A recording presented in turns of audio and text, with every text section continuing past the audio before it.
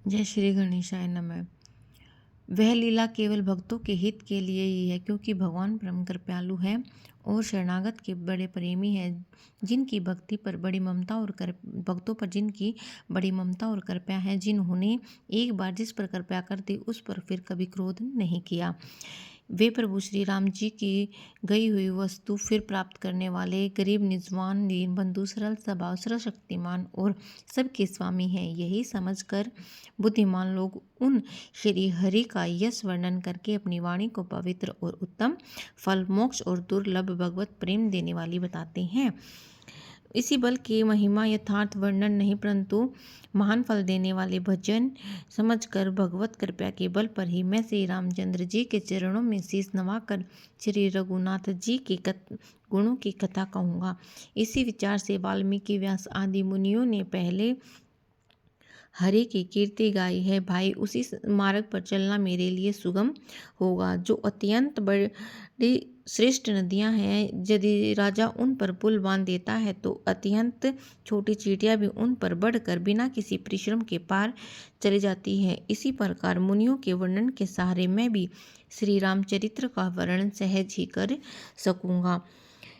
इस प्रकार मन को बल दिखाकर मैं श्री रघुनाथ जी की सुहावनी कथा की रचना करूंगा। व्यास आदि जो अनेक श्रेष्ठ कवि हो गए हैं, जिन्होंने बड़े आदर से श्री हरि का सुयश वर्णन किया है,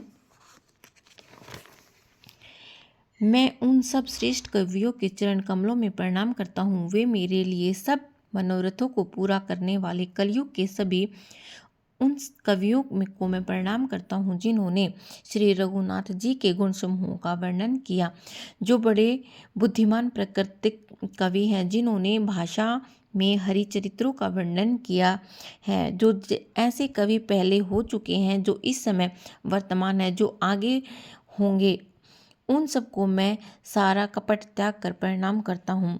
आप सब प्रसन्न होकर यह वरदान दीजिए कि साधु समाज में मेरी कविता का सम्मान हो, क्योंकि बुद्धिमान लोग जिस कविता का आदर नहीं करते, मूर्ख व्यक्ति ही उनकी रचना का व्यर्थ परिश्रम कराते हैं। कीर्ति, कविता और संपत्ति वही उत्तम है जो गढ़ गंगा जी की तरह सबका हित करने वाली हो। श्री रामचंद्र जी की कीर्ति तो बड़ी सुंदर, सबका अत्यंत कल्याण करने वाली है, परंतु मेरी कविता भद्दी है और असमंजस्य है, अर्थात इन दोषों का मेल नहीं है जिसकी मुझे चिंता है। परंतु हे कवियों, आपकी कृपा से यह बात तो मेरे लिए सुलभ हो सकती है। रेशम की सिलाई टाट पर भी सुहावनी लगती है।